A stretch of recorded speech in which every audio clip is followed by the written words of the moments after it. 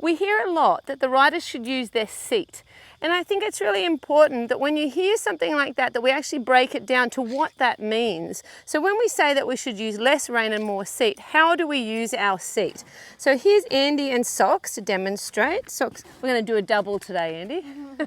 That could be entertaining. So you can see here that first of all, a correct seat is really helpful. So you need to go heel, hip, shoulder, ear. Andy's like, oh, better get that all in line. Okay, so when we want the horses to collect and use our seat, you actually just squeeze your tush here a little bit, which will brace your back.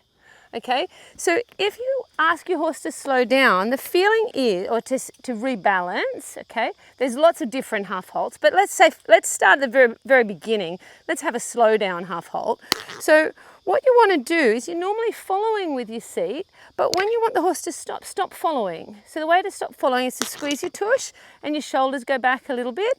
And we actually just ever so quietly push our knee in. And then that makes the horse think, wow, that saddle's not moving smoothly across my back. What is that? They slow down, we give them a pat. So Andy, can you give us a demo? If you don't mind, would you mind doing it let's start in the trot first.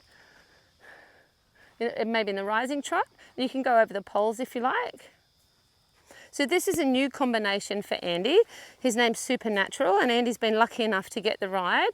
He's super spooky, super loving, and super talented. So all those things go together to make up Socks.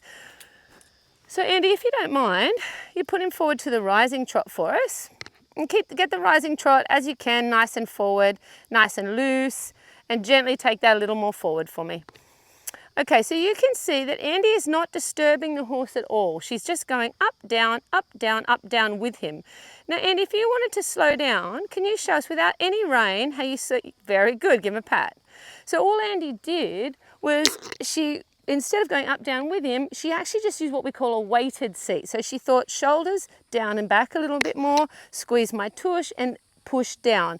So Andy, when you're ready, take the reins in one hand and show us how you get him to walk with your seat and no reins at all. Very nice. Okay, when you're good and ready, Andy, make a nice walk to canter or a trot to canter, wherever your training's at. Thank you for letting us join your training. Right, and then if you don't mind, you can keep him here. Don't mean to move a pole. Yeah, make a 20-meter circle right here in front of us. That's fine. Good. Good. It'll sort of be an 18.5-meter circle, but we're not going to be too picky, are we, tribe? So Andy, take him super forward, not medium canter, but super forward. Right, so now when we want to influence him with our seat, Andy's not, Andy, keep him forward for a minute. See how